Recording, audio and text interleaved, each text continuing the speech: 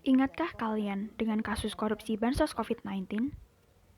Penetapan Menteri Sosial Juliari Batubara dan juga 4 orang yang lain sebagai tersangka kasus dugaan korupsi bansos COVID-19. Kasus penganiayaan Angelin?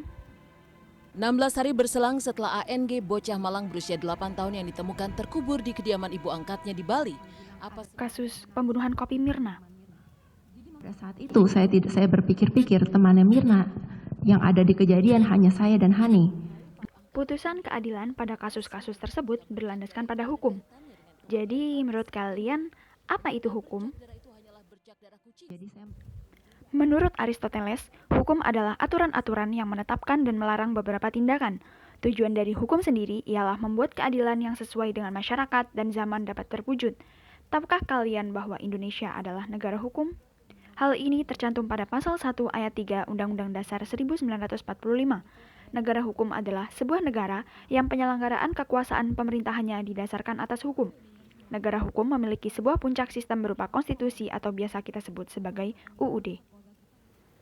Bila Indonesia adalah negara hukum, tentu ada lembaga yang bertugas sebagai penegak hukum. Siapa sajakah mereka? Yang pertama adalah polisi.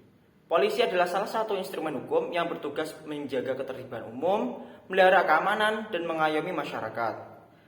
Yang kedua adalah kejaksaan. Kejaksaan adalah lembaga negara yang melaksanakan kekuasaan negara, khususnya di bidang penuntutan, sebagai badan yang berwenang dalam penegakan hukum dan keadilan.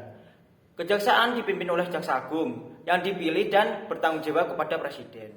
Selanjutnya ialah hakim, pejabat peradilan yang menjalankan kekuasaan kehakiman di Indonesia. Kekuasaan kehakiman merupakan kekuasaan negara yang merdeka untuk menyelenggarakan peradilan guna menegakkan hukum dan keadilan. Hakim bertugas dalam ranah peradilan dan hakim memiliki wewenang untuk mengadili. Dan yang selanjutnya adalah KPK, atau singkatan dari Komisi Pemberantasan Korupsi.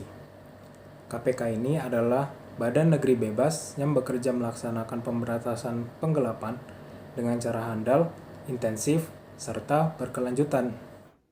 Adapun salah satu contoh kasus penegakan hukum di Indonesia, yaitu kasus korupsi yang dilakukan oleh mantan Menteri Sosial Juliari Peter Batubara. Ia disuap sebesar 32 miliar rupiah oleh rekanan bansos di wilayah Jabodetabek. Walaupun ia telah diberi hukuman 12 tahun penjara, denda 500 juta rupiah, dan hukuman-hukuman yang lain, tetapi masih ada kejanggalan di dalam penegakan hukumnya.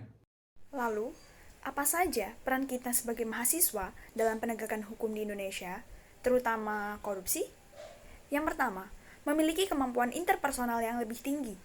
Yang kedua, memiliki pengetahuan mengenai standar-standar identifikasi dan analisis korupsi. Yang ketiga, melaporkan tindakan korupsi tersebut kepada pemerintah. Dan yang keempat, memiliki kemampuan interpersonal tinggi dan menggantikan generasi sekarang yang dianggap penuh dengan koruptor. Penting bagi kita semua untuk selalu berpegang teguh pada hukum dan turut serta dalam penegakan hukum. Jangan sampai pelanggaran hukum merajalela, merusak kesatuan dan persatuan bangsa. What up, world? It's your boy, just one of the guys down here. Well, I could be more specific. I'm a human.